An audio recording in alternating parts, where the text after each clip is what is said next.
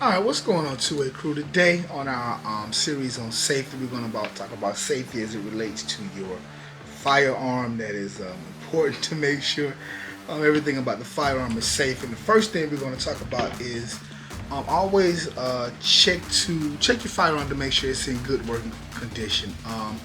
Check for signs of wear and tear. Check for rust. If you need to go and when you clean it, you obviously should be, take a look inside, see if there's any rust, see if there's any spots that may need to get lubed or oiled up. Check for erosion or anything that may happen. If you need to, take it to somebody that, if you're not qualified to do it, take it to somebody that's qualified to fix it. All right. So that's number one. Take care of your firearm. Make sure that it's always in good working condition. Alright, so the second thing is never try to fire a firearm if if your barrel is obstructed or even partially obstructed. If you've been playing around in the mud or dirt or something, maybe just check and make sure that that's not that your barrel's not plugged up. If it is, it's going to be a problem.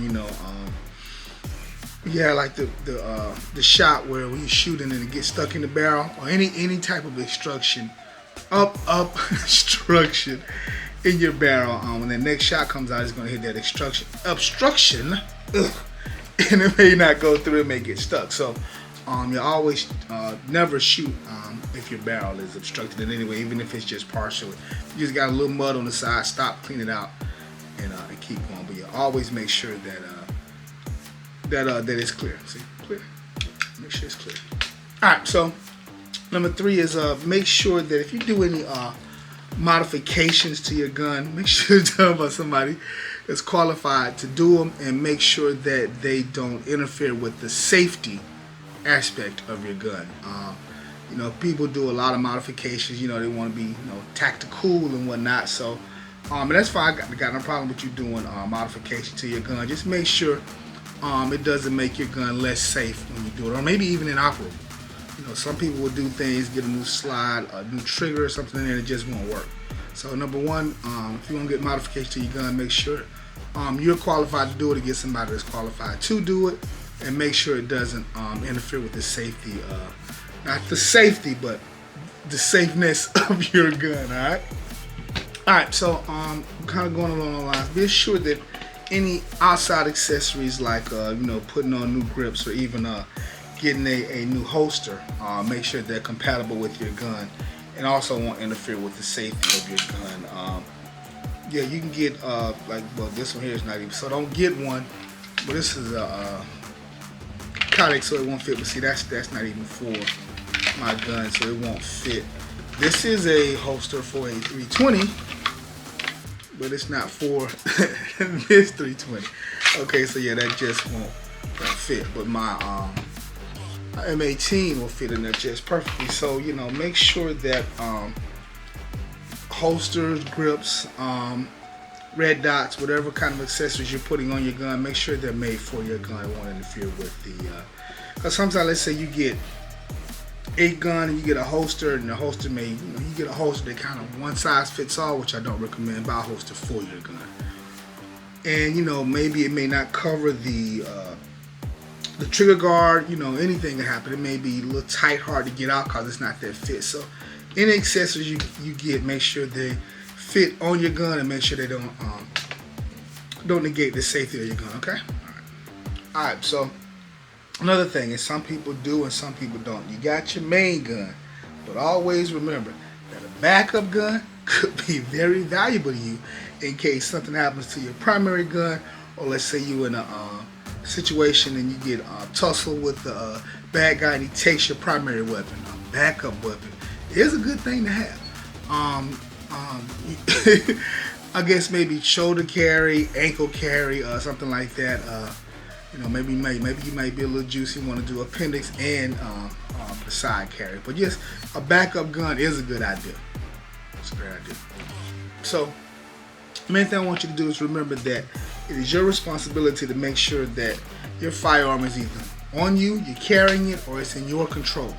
And if it's not in your control of your eyesight, it's locked up away from kids or from anybody that you don't want to have your gun. All right, that's your responsibility to make sure your gun is either on you, in your control, or is safe. All right, so let's prevent any tragedies, anything crazy from happening because you were loosey-goosey with taking control and being in charge of your gun and where it's at.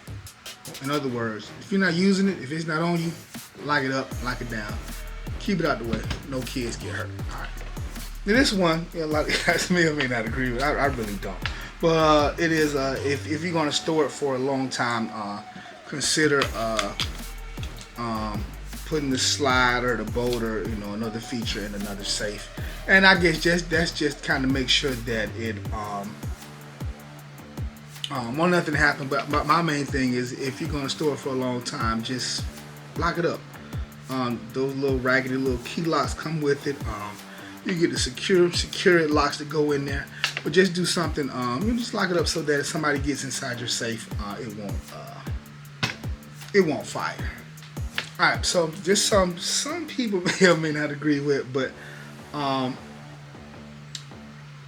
it's not a good idea to carry with them around in the chamber if you don't have a firing pin block on your gun. A lot of older guns will have them.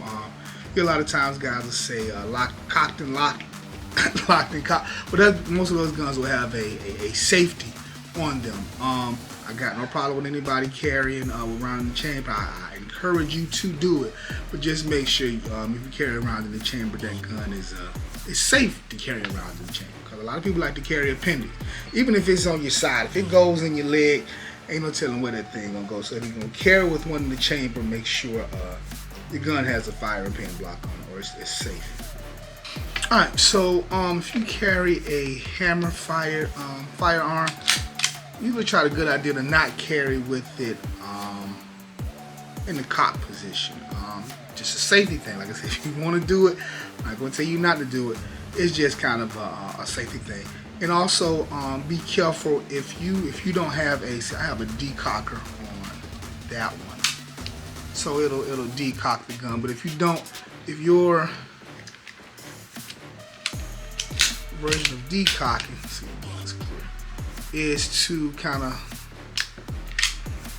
pull the trigger while you hold that hammer down, or you just well, ain't gonna do it because it's a 22. But yeah, if you're holding it down, and to decock it, just be careful, because if your thumb falls off of that the hammer, yeah, you might get a negative discharge. So just if you got to decock it, just be careful. All right, so here's one, and this one should be pretty self-explanatory, but do not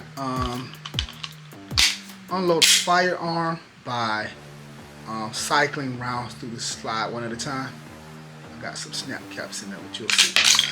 That's not how we want to. That's not how we want to unload it. Okay, so snap cap fail. So usually, what you want to do is take your magazine out. All right, rack it to make sure that last one is out. Check and make sure that it is clear. Okay, so yeah, we don't want to unload the magazine by cycling rounds through the action. That's just really not smart. Alright, so this next one will mostly pertain to rifles. If you have a scope on your rifle, I know it's not a scope, it's a red dot with a magnifier, but if you got a scope, don't use it as a spotting scope, alright? While you're trying to look around the area, because you may accidentally hit that trigger and maybe a hunter or something out there, you may do a negligent discharge. So if you're out there, if you got a spotting scope, use a spotting scope to spot, but generally don't use your scope on your rifle as a spotting scope. Alright, safety. Alright, so those were some safety rules related to your firearm. I know some of them could be like, well, I'm gonna do that anyway. That's fine. Just giving you safety rules, just letting you know what's safe and unsafe. So if you want to do something that's unsafe, that's on you. I'm just here to tell you what's safe, and then you decide what you will or will not do. Alright, so if you agree or don't agree with some of the things I just talked about, let me know in the comments. We can talk about it. Alright, This is about safety. That's what we want to do. We want to keep you safe, all right? So we will talk to you guys later. Until then, you guys stay safe, shoot straight, keep training. We'll talk to you later, all right? Deuces.